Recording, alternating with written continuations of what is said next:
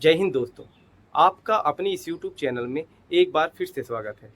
आज का हमारा विषय है सिक्योरिटी गार्ड को इंटरव्यू देते समय किन किन बातों का ध्यान रखना चाहिए, साथ ही उससे इंटरव्यू में कौन से सवाल पूछे जाते हैं और उनका उसे कैसे जवाब देना है। अब आप सवाल कितने ही रट लें, कितनी ही तैयारी कर लें, लेकिन जब तक उन सवालों के सही जवाब देने नहीं आएंगे, तब तक कोई भी फायदा नहीं है। और बात सवाल का जवाब देने तक ही सीमित नहीं है। बात यह है कि इंटरव्यू के छोटे छोटे पहलू क्या होते हैं, आपको वो सीखना जरूरी है।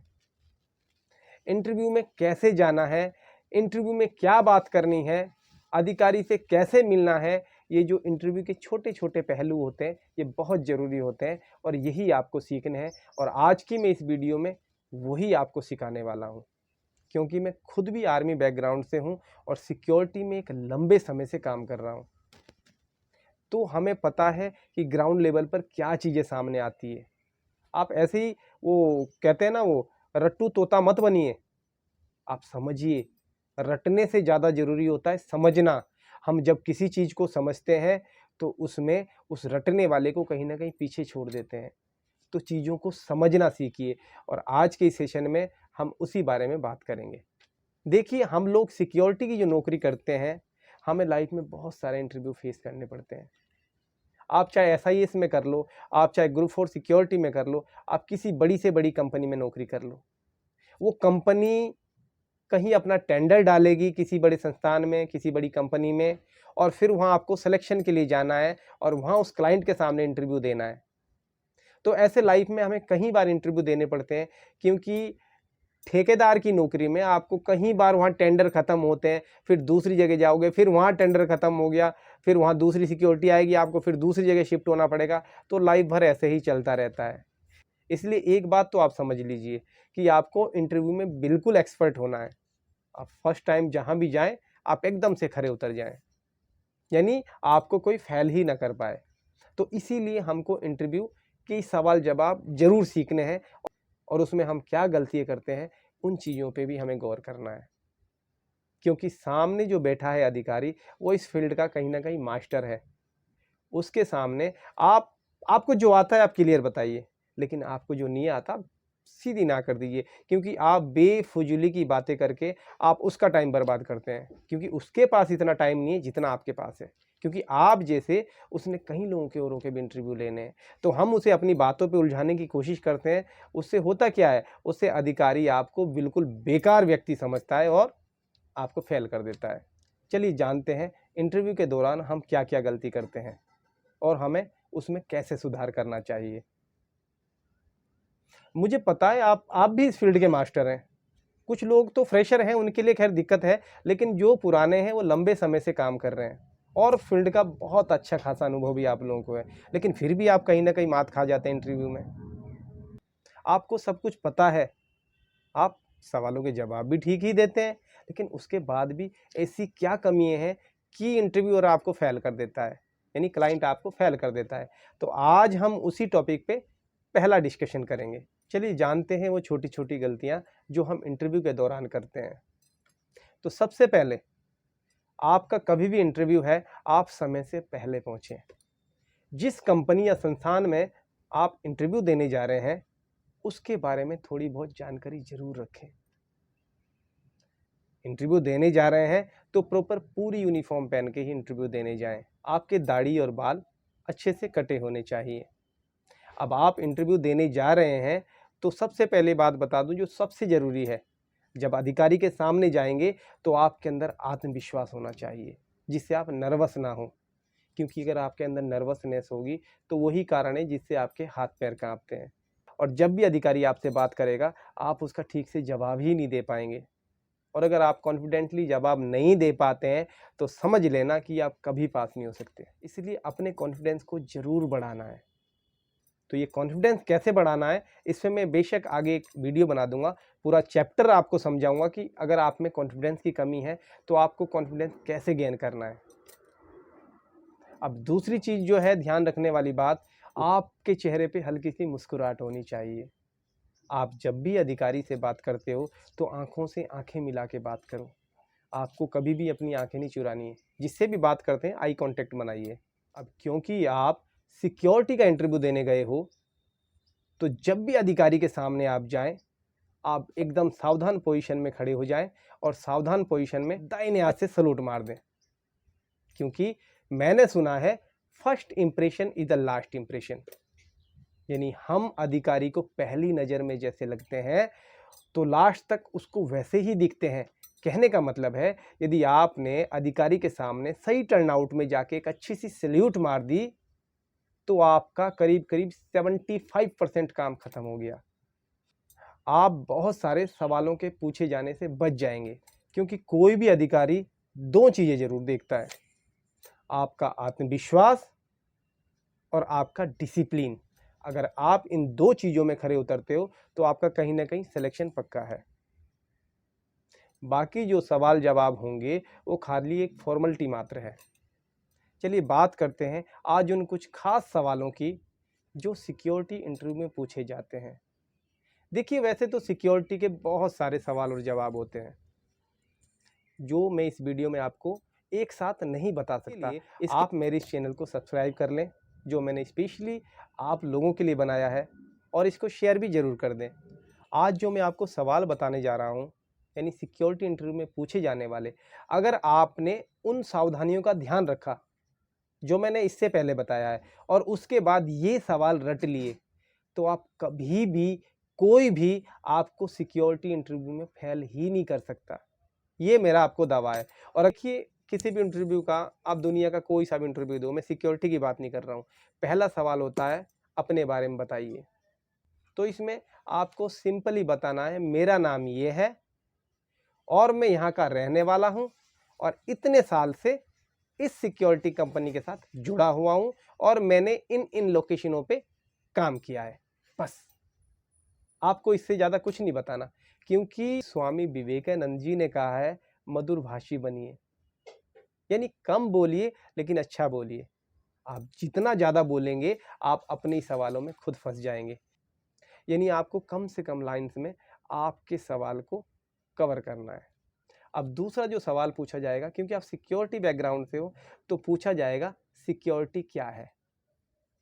अब देखिए, इसका बहुत ज़्यादा इसमें घबराने की ज़रूरत नहीं है। इसके लिए मेरी चैनल पे वीडियो भी पड़ी हुई है, आप उसको भी देख सकते हैं। लेकिन शॉर्ट में मैं आपको बता दूं, अपनी सुरक्षा का ध्यान रखते हुए जान, माल और सूचनाओं की सुरक्षा करना ही सिक्योरिटी है। इसके बाद जो आपसे सवाल पूछा जाएगा वो पूछा जाएगा सिक्योरिटी कितने प्रकार की है। तो देखिए, सिक्योरिटी 3 ही प्रकार की होती है: फिजिकल सिक्योरिटी, डिजिटल सिक्योरिटी और डॉक्यूमेंट सिक्योरिटी। अब फिजिकल सिक्योरिटी क्या है? फिजिकल सिक्योरिटी मानव द्वारा की जाती है। डिजिटल सिक्योरिटी बिजली के उपकरणों द्वारा की जाती है। उसमें आपके CCTV, boom barrier, access control वगैरह, ये बहुत सारी चीज़ें आ जाती हैं। तीसरी जो सिक्योरिटी होती है वो डॉक्यूमेंट सिक्योरिटी होती है। जैसे आपने देखा होगा, अपने पोस्टों पे आप रजिस्टर्स मेंटेन करते हैं और कुछ रिकॉर्ड आप उन रजिस्टरों में रखते हो, जिसमें किसी के आने जाने का टाइम हो गया या कोई इंसिडेंट रिपोर्ट होगी या और भी बहुत सारी चीज़ें ऐसी होती हैं जो हम डॉक्यूमेंट्स के अंदर मेंटेन करते हैं, उसे डॉक्यूमेंट सिक्योरिटी कहते हैं। तो अगला जो सवाल है उसमें आपसे पूछ सकते हैं सिक्योरिटी का काम क्या है।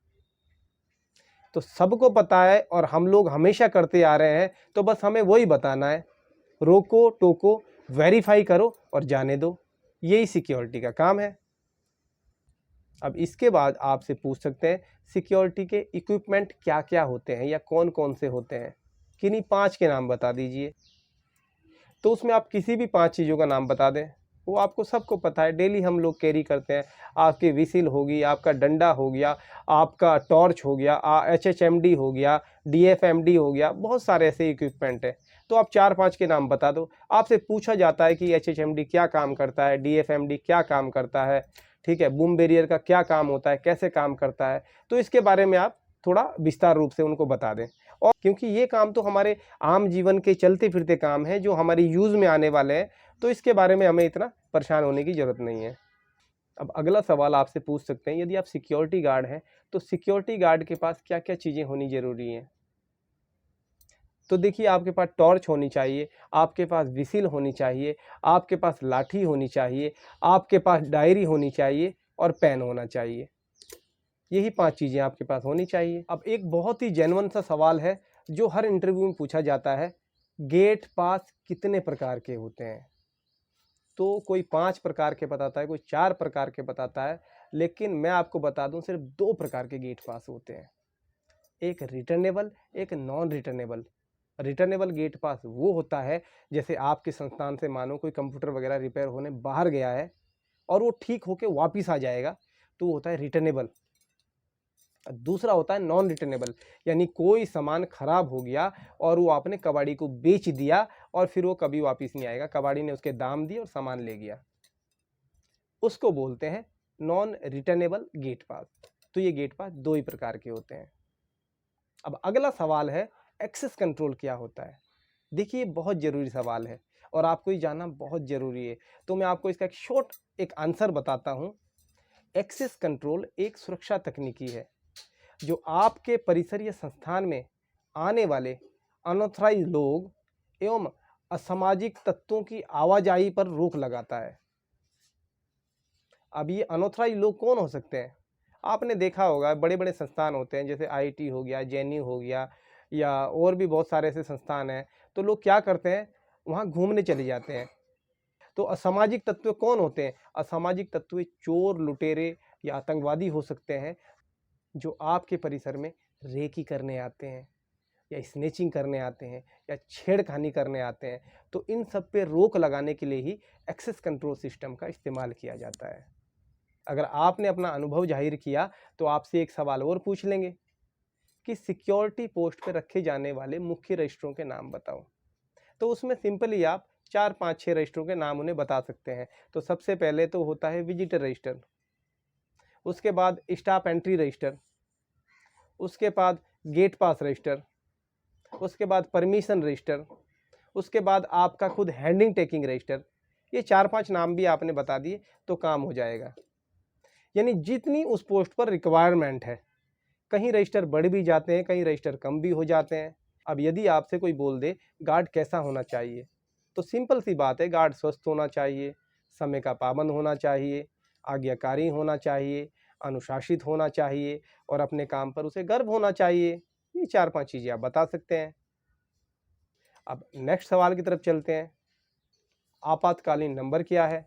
तो आपको पता होना चाहिए आपातकालीन नंबर 112 है।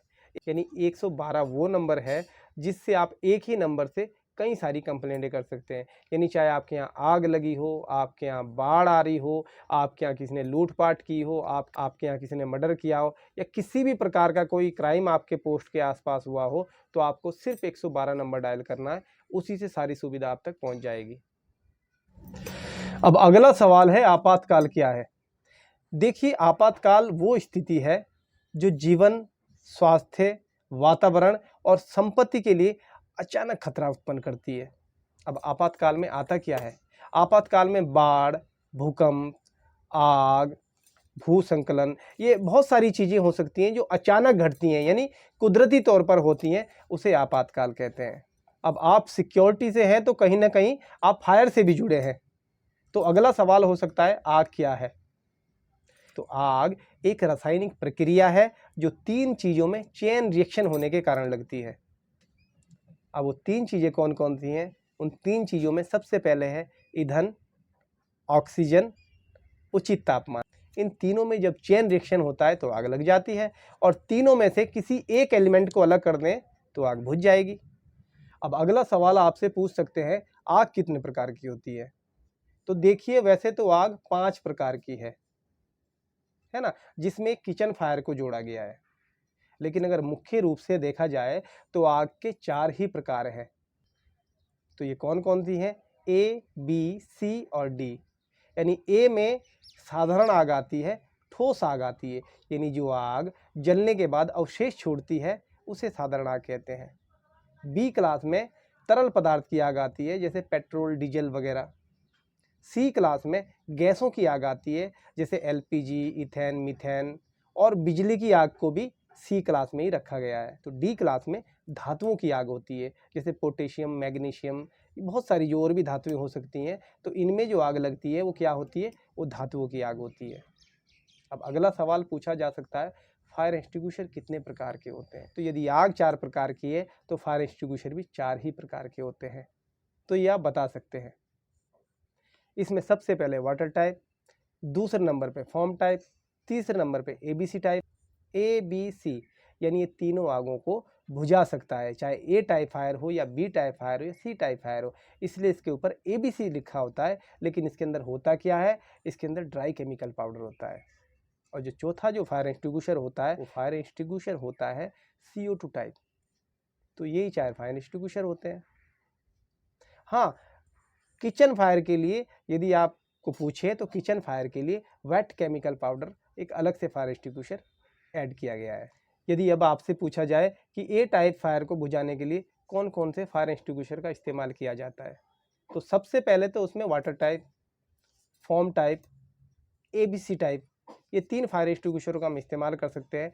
इसके अलावा हम रेत, मट्टी, पानी डाल के भी उसको बुझा सकते हैं। अब अगला सवाल आ सकता है कि बिजली की आग पे सबसे अच्छा फायर एक्सटिंग्विशर कौन सा होता है, या बिजली की आग को किस फायर एक्सटिंग्विशर से बुझाया जा सकता है?